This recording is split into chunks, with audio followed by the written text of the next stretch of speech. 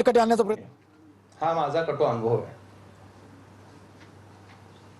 अंतर्गत आणि मुख्य रस्ते जे आहेत त्यांची अवस्था जी आहे ती दयनीय आहे. बॉटलनेक्स प्रचंड होतात. MIDCचे रस्ते नक्कीच होत आहेत, त्यांनी चांगल्यापैकी केलेले पण आहेत, सातत्याने ते करताना दिसतात. पण मी म्हणालो तसं PMRDचे पुढे जिथे रस्ते येतात त्या ठिकाणी दुरावस्था आहे. MSRDC सांगितलं जातं. आता आम्हाला खरं सांगू का, रस्ते कुणाचे आहेत कुणाच्या अखत्यारीत हे कसं आम्हाला समजणार? अपेक्षा काय आहे? सिमलेस आम्हाला त्या ठिकाणी कनेक्टिव्हिटी मिळावी. उद्योजक म्हणून, सामान्य नागरिक म्हणून आम्हाला एवढंच अपेक्षित आहे, पण ते दुर्दैवाने होताना दिसत नाही. MIDC म्हणते की बघा आम्ही इथपर्यंतचे रस्ते केले, पुढचं ते NHAI कडे, मग गडबड होते. पाण्याने भरलेले खड्डे, त्याची दुरुस्ती केली जात नाही. अरुंद रस्ते, अतिक्रमण, रस्त्यावर उभे असलेले ट्रक्स, मल्टी ॲक्सल व्हेकल्स सर्वत्र. त्याच्यानंतर ह्या सगळ्याचा परिणाम आमच्या उत्पादनावर होतोय, आमच्या कार्यक्षमतेवर होतोय.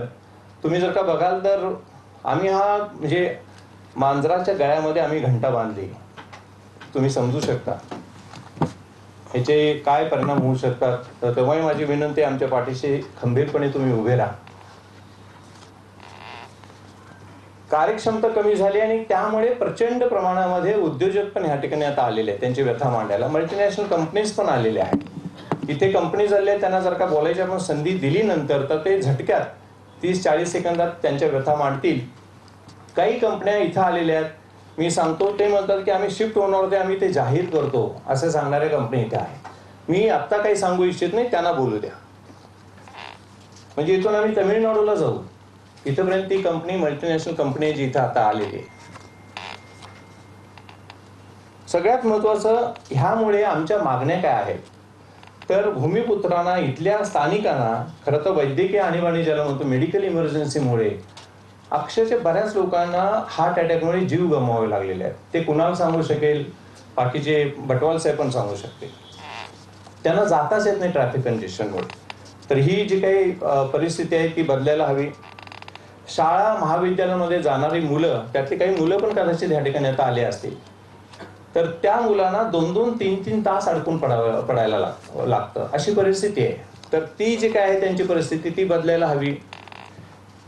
नंतर 15 ते 30 दिवसांमध्ये जी काही कामं आहेत खड्ड्यांची, खास करून बॉटलनेक जे काय आहेत, जे काही शोल्डर्स आहेत रस्त्यांच्याकडेचे, तर ते सगळे व्यवस्थित व्हावेत ही आमची अपेक्षा आहे. सगळ्यात महत्वाचं म्हणजे नेहमीची फळ आपल्याला माहिती आहे तो जूनलाच येतो.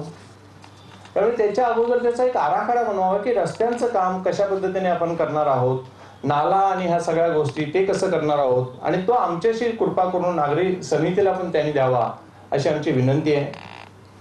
कोंडी होणाऱ्या ठिकाणी मी मगाशी म्हणालो तसं अतिक्रमण हटवायला पाहिजेत. सगळ्यात महत्वाच्या 3 गोष्टी आहेत ज्या मी ह्या ठिकाणी सांगू इच्छितो. त्यातली एक महत्वाची गोष्ट म्हणजे ट्रक टर्मिनल. ट्रक टर्मिनल हा खरं तर आपल्याकडे MIDCच्या प्लॅनमध्ये नक्की असणार आहे.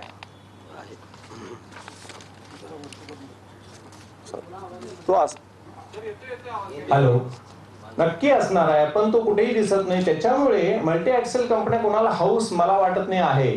ट्रक टर्मिनल त्यांना जर का दिला, जसं PCMC मध्ये आपल्याकडे वाहतूक नगरी आहे निगडीला, तर मला खात्री आहे, तर माझी विनंती आहे खरं तर पत्रकारांना की हे ट्रक टर्मिनल्स आहेत कुठे, प्लॅन मध्ये आहेत का, प्लॅन मध्ये आहेत का हे त्यांनी बघावं. आणि त्याचाही त्यांनी खरं तर हा प्रश्न तसाच लावावा.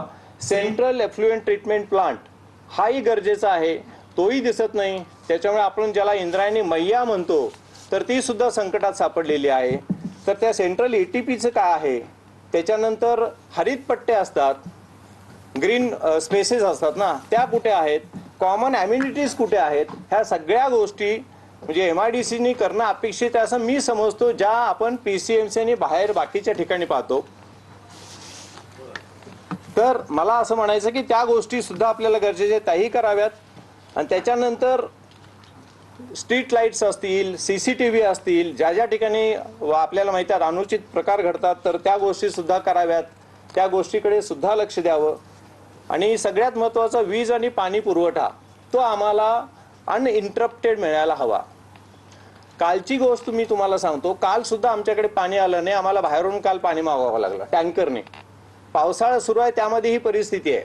हे मी तुम्हाला माझ्याकडे रोज रिपोर्टिंग होतं त्यानंतर मी तुम्हाला हे सांगतोय. अगदी काय म्हणू आपण काय म्हणू आपण जबाबदारपणे मी हे विधान करतो आहे.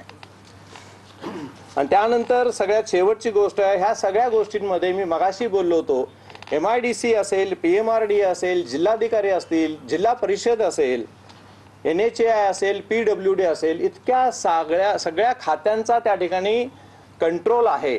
इतकी सगळी खाती त्यामध्ये इन्व्हॉल्ड आहेत. सुदैवाने काल आदरणीय मुख्यमंत्री महोदयांनी काल सांगितले की इंडस्ट्रियल टाउनशिप केल्याशिवाय हे प्रश्न सुटणार नाहीत. नक्कीच करायला हवं. ते निर्णय घेऊन पुढे जाऊन ज्या पद्धतीने कॉर्पोरेशनचा कुठेही व्यवसाय हे चालतो, एकूणच व्यवहार चालतो तसा व्हायला हवा. पण हे होईपर्यंतचा वेळ आपल्याकडे नाही आहे. आज आम्ही ICU मध्ये असलेल्या पेशंटसारखी आम्हा लोकांची अवस्था आहे.